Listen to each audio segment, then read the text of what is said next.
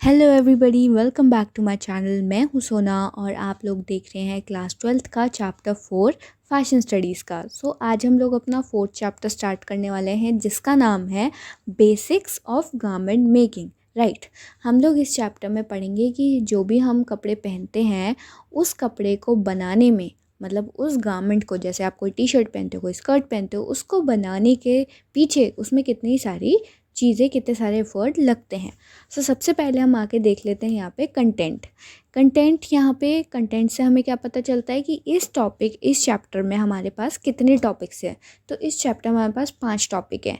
तो first topic is your fibres and fabric. Then उसके बाद हम पढ़ेंगे कटिंग प्रेलिमिनारीज। देन थर्ड हम लोग पढ़ेंगे placket. Fourth neck line facing and fifth is sleeve attachment. तो पहले टॉपिक पे आते हैं हम फाइबर्स एंड फैब्रिक पे। आप लोग सोच रहे होगे फाइबर और फैब्रिक में डिफरेंस ही क्या है, बट फाइबर और फैब्रिक में बहुत बड़ा डिफरेंस है। जैसे कैसे बताऊँ, हाँ, जैसे आप कोई भी कॉटन का क्लोथ्स लाते हो, जैसे कॉटन की कोई भी थान ले आए आप कपड़े की, तो क्या वो कॉटन का जो फैब्रिक है, वो जो कपड़ा है, वो हमेशा से ही ऐसी था? क्या वो जहाँ से ओरिजिनेट हुआ था वो ऐसे ही ओरिजिनेट हुआ था, एक गारमेंट फॉर्म में या फिर एक फैब्रिक फॉर्म में? नहीं ना। फाइबर क्या होता है? फाइबर इज़ लाइक, जैसे कॉटन उगती है, प्लांट से उगती है, ठीक है, गंदी होती है, उसमें बहुत डस्ट होते हैं, पार्टिकल होते हैं। और वो कैसी होती है, जैसे हम कहते हैं ना रुई ले आओ, रुई हमें रॉ रुई भी तो रखते हैं ना हम लोग घर में, रॉ कॉटन भी रखते हैं।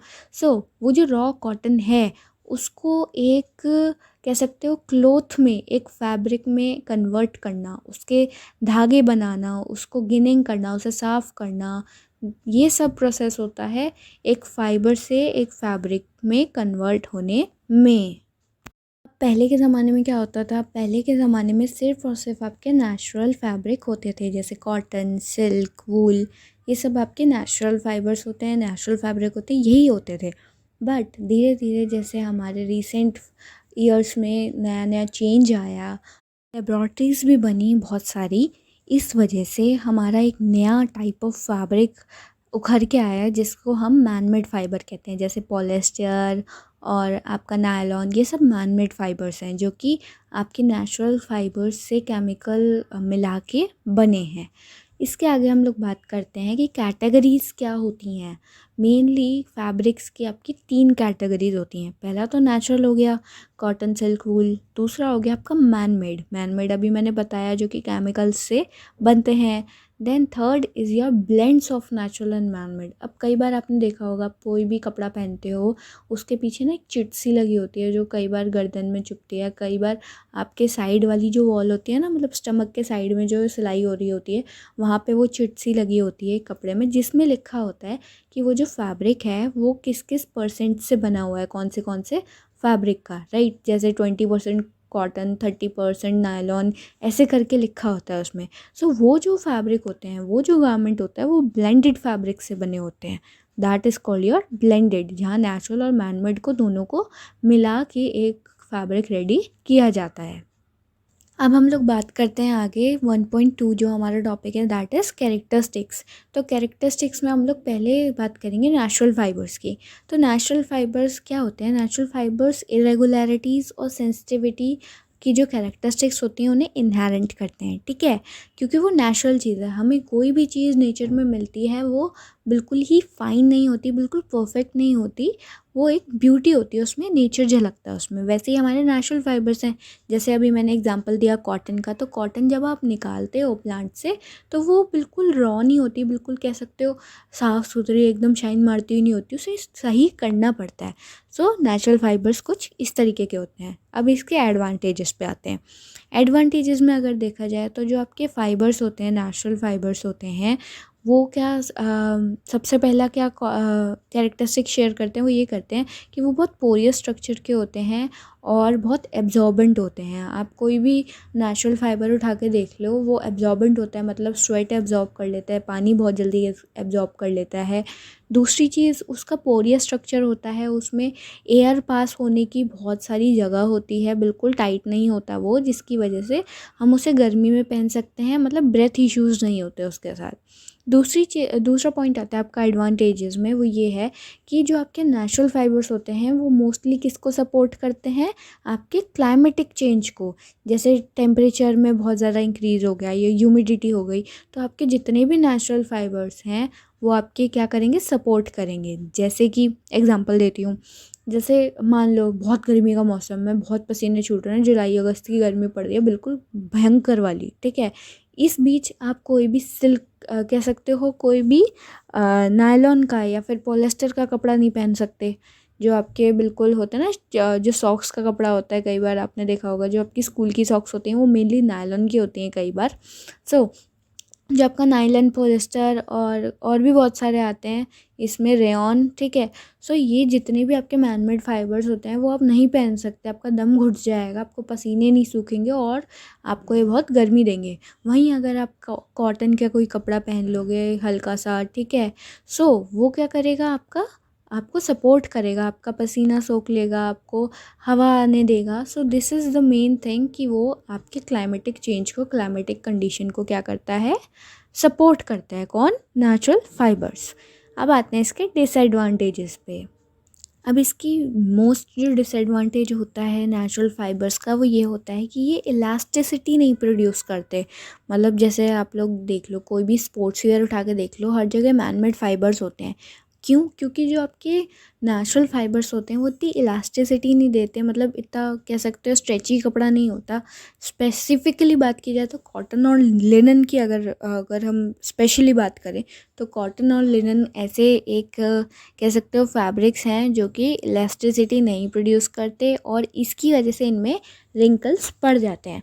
अब कई नेचुरल फाइबर्स होते हैं जहाँ पे कि कह सकते हो रिंकल्स रिमूव करने के लिए या रिंकल रेजिस्टेंट बनाने के लिए उनमें वेरियस प्रोसेस लगाते हैं। बट ये जो कंफर्ट है कि आपका कपड़ा रिंकल रेजिस्टेंट हो जाए, इसके लिए आपको अपने पैसे खर्च करने पड़ते हैं। So this is a big disadvantage of natural fibre. वैसे इतना कोई बड़ा डिसएडवांटेज नहीं था ये कि इसके लिए इन्होंने डिसएडवांटेज की हेडिंग लगाई। ऑब्वियस सी बात है, अपनी आयरन निकालो, प्रेस कर लो, सिंपल सी बात है। चलो छोड़ो, आगे हम चलते हैं सिंथेटिक फाइबर्स पे। अगर हम लोग सिंथेटिक फाइबर्स की बात करी जाए, सिंथेटिक फैब्रिक की बात करी जाए, तो इसका एडवांटेज क्या है कि ये बहुत कह सकते हो इलास्टिक होते हैं, ये रिंकल रेजिस्टेंट होते हैं। और जैसे कि मैंने अभी नेचुरल फाइबर में बताया था कि नेचुरल फाइबर्स को आप कब पहन सकते हो, फैब्रिक को कब पहन सकते हो, गर्मियों में। और साथ ही मैंने बोला था कि मैनमेड फाइबर को नहीं पहन सकते क्योंकि वो पोरियस होते ही नहीं है। सो वही पॉइंट इसमें आ गया आपके डिसएडवांटेज में कि जो भी आपके सिंथेटिक फैब्रिक्स होते हैं, मैनमेड फैब्रिक्स होते हैं, वो आपके पोरियस नहीं होते, जिसकी वजह से आप उन्हें हॉट या ह्यूमिड वेदर में अगर पहनोगे तो आपको बहुत अनकंफर्टेबल लगेगा। अब आ जाता है आपके ब्लेंडेड फैब्रिक्स पे। ब्लेंडेड फाइबर्स क्या होते हैं? ब्लेंडेड फैब्रिक्स होते हैं जो कि आपके कॉम्बिनेशन होते हैं दो या दो से ज़्यादा फैब्रिक के। जैसे अभी मैंने ऊपर समझाया था कि जो ब्लेंडेड फाइबर्स होते हैं वो कह सकते हो मैनमेड और नेचुरल या फिर अलग अलग मैनमेड या अलग अलग नेचुरल को मिला के आपका एक फैब्रिक बनता है। अब अगर देखो, इसमें एक कैरेक्टरिस्टिक होती है, एक पॉइंट होता है, वो ये है कि जो भी फाइबर आपका हायर परसेंटेज में होगा फैब्रिक में जो आप बना रहे हो, उसमें हायर परसेंटेज पे जो फाइबर आप डालोगे वो हमेशा जो लोअर परसेंटेज पे उसको डोमिनेट करेगा। मतलब अगर आप कपड़े को छू के देखोगे तो आपको वो ज़्यादा लगेगा कपड़ा जो हायर परसेंटेज में डाला गया है। जैसे मान लो अगर तुम लोग चाय बना रहे हो, ठीक है, और चाय में तुम पानी कम डाल रहे हो, पानी डाल रहे हो बट पानी कम डाल रहे हो, दूध ज़्यादा डाल रहे हो, तो तुम्हें क्या लगेगा कि यार दूध ज़्यादा हो गया, दूध वाली चाय बनाई है। बट वहीं अगर तुम लोग पानी ज़्यादा डालोगे और दूध कम डालोगे तो तुम्हें लगेगा यार पानी पानी वाली चाय बनाई है। सिंपल सी बात है, वैसे ही हमारे फैब्रिक में होता है, बट डलते दोनों हैं। बट जिसकी परसेंटेज हाई होती है उसका टेस्ट ज़्यादा आता है, मतलब उसका कह सकते हो फील ज़्यादा आता है कपड़े में। सो इसका एग्जांपल एक है आपका मोस्ट पॉपुलर, जो बिल्कुल सक्सेसफुल कह सकते हो एक पॉपुलर फैब्रिक है, दैट इज़ टेरिकॉट। ठीक है, ये किससे बना है? इसमें 65% तो कॉटन है और 35% टेरिलिन है। तो इसमें कॉटन का इफेक्ट ज़्यादा आता है और टेरिलिन का थोड़ा कम आता है। Okay, so this was all about your characteristics. आगे हम लोग चलते हैं अंडरलाइंग फैब्रिक्स पे। सो अंडरलाइनिंग फैब्रिक्स क्या होते हैं? अंडरलाइनिंग मतलब होता है आपने कोई भी कपड़ा पहना है, अस्तर समझते हो? मतलब कहीं ना कहीं आपने वर्ड सुना होगा अस्तर, कि इस कपड़े के अंदर अस्तर लगा हुआ है। जब कोई भी आप वाइट कपड़ा पहनते हो तो उसके अंदर अस्तर लगा होता है तो वो ट्रांसपेरेंट नहीं हो पाता, राइट? सो जो अंदर जो फैब्रिक लगा होता है उसे हम अंडरलाइनिंग कहते हैं, ठीक है? सो वो एक लाइट वेट फैब्रिक होता है जो कि आपके गारमेंट की रॉन्ग साइड, मतलब अंदर की साइड ऐड किया जाता है। क्यों? ताकि आपके फैब्रिक को एक एडिशनल स्ट्रेंथ मिले, सपोर्ट मिले और ड्यूरेबिलिटी बनी रहे गारमेंट की, ठीक है? ये क्या करता है, ये आपके जो गारमेंट का फैब्रिक है उसका ओपेकनेस की डिग्री गिरा देता है, मतलब ट्रांसपेरेंसी उसकी गिरा देता है। अब अस्तर 3 टाइप के होते हैं, मतलब अंडरलाइनिंग आपकी 3 टाइप से होती है, अलग अलग जगह आपकी ये चीज़ें यूज़ होती हैं। एक तो होता है इंटरफेसिंग, एक होता है इंटरलाइनिंग और एक होता है लाइनिंग। तीनों एक जैसे होते हैं बट तीनों में बहुत माइन्यूट डिफरेंसेस होते हैं। सो पहले हम आते हैं इंटरफेसिंग पे। सो इंटरफेसिंग क्या होती है? वो एक ऐसा स्पेशल टाइप ऑफ फैब्रिक होता है जो कि आपके गारमेंट का जो फेसिंग होता है, ठीक है, और जो आपके गारमेंट का आउटर शेल होता है उसके बीच में लगता है। अब ये टेक्निकल लैंग्वेज हो गई, अब हम लोग बिल्कुल इजी लैंग्वेज पे आते हैं। जैसे फॉर एग्जांपल अगर आपने कोई भी शर्ट पहनी है, ठीक है, आपकी शर्ट में कॉलर होते हैं, स्लीव्स होते हैं। तो जो कॉलर होते हैं, कॉलर का एक होता है इनसाइड जो कि आपके गले के पास होता है और एक होता है आउटसाइड जो कि आपकी शोल्डर के पास होता है, ठीक है? एक तो होता है अंदर का कपड़ा, एक होता है बाहर का कपड़ा, इन एंड आउट। सो जो आपकी इंटरफेसिंग होती है वो कहाँ लगती है? आपकी इनसाइड लगती है, उस एज पे कि आपकी आउटर शेल, मतलब अगर कोई साइड से कॉलर देखेगा तो उसे इनसाइड का भी दिखेगा ना। सो आपकी फेसिंग और आपकी आउटर शेल के बीच में जो कपड़ा लगता है दैट इज़ कॉल्ड इंटरफेसिंग।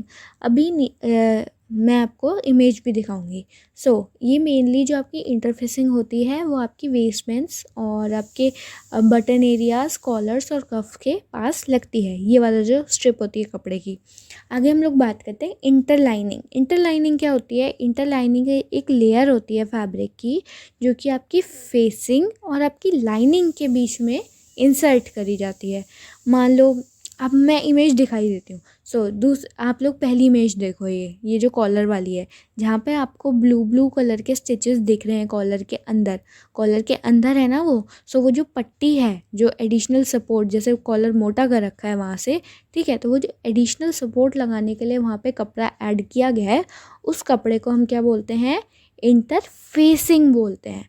और अब यहाँ पे साइड में इंटरलाइनिंग लिखा है जिस फैब्रिक के ऊपर, तो वो फैब्रिक आप लोग देखो, आगे जो कपड़ा है वही पीछे थोड़ा थोड़ा 1-1, 2-2 सेंटीमीटर ऊपर से निकला हुआ है, ठीक है, और उसके ऊपर स्टिचिंग हो रखी है। सो ये क्या है? ये मतलब मान लो अगर इसे आप सीधा करोगे तो आपको सामने से तो नहीं दिखेगा कि ये जो पतली पतली स्ट्रिप है ये ऐसे अंदर से मोड़ा हुआ है, फैब्रिक को नहीं दिखेगा ना।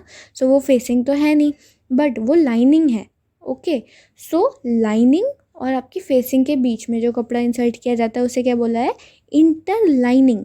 समझ लो, ये वाली इमेज को याद कर लो और सोचो कि ये बस एक लाइन है ना कपड़े की जो कि अंदर मोल्ड करके एक सपोर्ट दिया गया है। So this line is called your interlining. Okay, और जो साइड में आपको सपोर्टिव कपड़ा दिख रहा है कॉलर्स के पास, वो क्या होता है? इंटरफेसिंग। अब हम आगे चलते हैं लाइनिंग पे, ठीक है। इंटरलाइनिंग पढ़ ली हमने, इंटरफेसिंग पढ़ ली, अब हम लाइनिंग पे चल रहे हैं मेनली, ठीक है। तो जो आपका लाइनिंग होता है वो क्या होता है? वो आपके गारमेंट के अंदर लगता है। किस लिए लगता है? अब उसका क्या फंक्शन होता है? जैसे मान लो कोई भी आप कोई भी बुना हुआ या फिर कह सकते हो कोई भी ऐसा कपड़ा पहनते हो जिसमें कि बहुत सारी एम्ब्रॉयडरी हो रखी है, बट वो एम्ब्रॉयडरी ऊपर से तो कितनी अच्छी लगती है, बट अगर उसे अंदर से देखा जाए, मतलब कपड़े को उल्टा करके देखा जाए, तो अंदर कितनी खिचड़ी पकी होगी ना, इतनी सारी सिलाइयाँ लगी होंगी उसे। तो उसको कवर करने के लिए अंदर से जो जो भी इनर कंस्ट्रक्शन होती है गारमेंट को, उसको कवर करने के लिए जो फैब्रिक हम उसमें इंसर्ट करते हैं उसे लाइनिंग कहते हैं, ठीक है। लाइनिंग एक और काम करती है, वो आपके गारमेंट को वार्मथ देती है, ठीक है, क्योंकि एक और कपड़ा अटैच हो रहा है ना आपकी गारमेंट में, इस वजह से। और जो आपकी लाइनिंग होती है वो आपके कपड़े की ओपेकनेस मतलब आपके कपड़े की ट्रांसपेरेंसी भी हटाती है। जो मैंने सबसे पहले पॉइंट बोला था ना कि कोई भी वाइट कपड़ा पहनोगे तो उसमें ट्रांसपेरेंट लगता है, बट अगर अस्तर लगा होता है तो हमें नहीं लगता। तो ये लाइनिंग वही कपड़ा है जो कि हमारे पूरे कह सकते हो गारमेंट के अंदर पूरा का पूरा एक कपड़ा लगता है, कोई स्ट्रिप नहीं, कोई पट्टी नहीं, पूरा का पूरा एक कह सकते हो क्लॉथ लगता है, जैसे कि आप इमेज में देख पा रहे हो। ओके, सो इसके आगे हम पढ़ते हैं सिलेक्शन ऑफ अंडरलाइंग फैब्रिक्स।